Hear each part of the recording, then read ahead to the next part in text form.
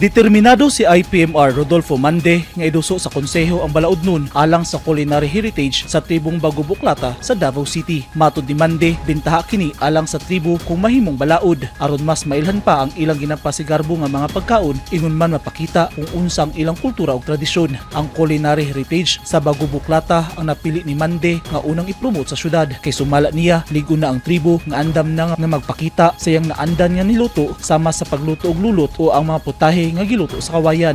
Naga-promote magud ang tourism, no, pero ang kulang yun, no, kanang culinary heritage sa Bagobo-Klata ang first namong gikandak, pero supposedly five major tribes of Davao ang gikuha namo kay each tribes manggod kay ana sila mga delicacies, mga kanang ilahagid ba nga kaugalingon na mga pagluto, no?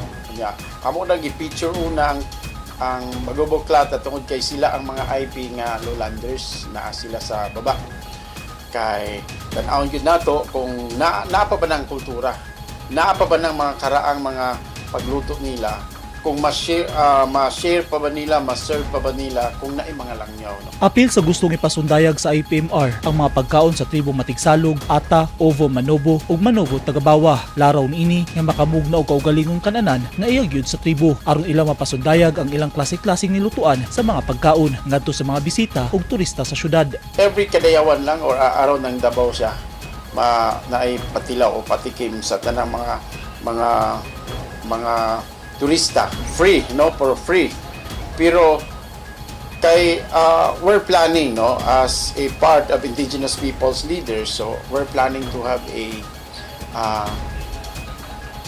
kanang cuisine or kanang amuag yung restaurant, no, sa mga tribo. Nagtuo si Mande nga dako og ikatampo sa syudad ug galing maprobahan kini sa konseho ug mahimong balaod ang iyang ginaduso nga Culinary Heritage sa Bagobo-Klata. Nasayod sab ang publiko nga abunda sa kultura ug tradisyon sa 11 ka mga tribo ang Davao City. Every kadayawan lang or aron ng Davao siya naay patilaw o patikim sa tanang mga turista, free, no, for free.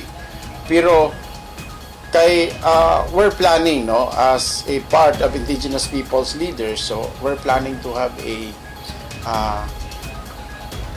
kanang cuisine or kanang amuag yung restaurant, no, sa mga tribo. Ugaling mahingpit, dungog og garbo kini alang sa tribong Bagobo-Klata. Gusto na mong itabo mga adto sa mga susunod generation kay moabot ang panahon ba sinwa na sila kay ila og unsay luto sa tribo. Naglaom si Mande nga maprobahan kini sa konseho aron mapakita sa publiko nga buhi ang kultura sa mga tribo sa Davao City bisan sa mga pagkaon. Eugene Hinutan, Newsline Philippines. Stay safe.